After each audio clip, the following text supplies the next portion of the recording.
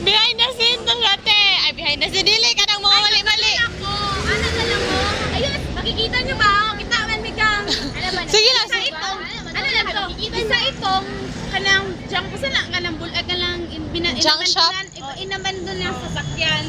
Pero kahit dito, hindi pinagtawad ng mga irresponsableng tao. Ano din mo? Wala silang pakialam. Makikita ninyo. Ako na lang, Bidira na. Ikaw na lang daw ang person ang marag dali ra man. Oh, sige. Kani siya, balik over pa ni siya dyan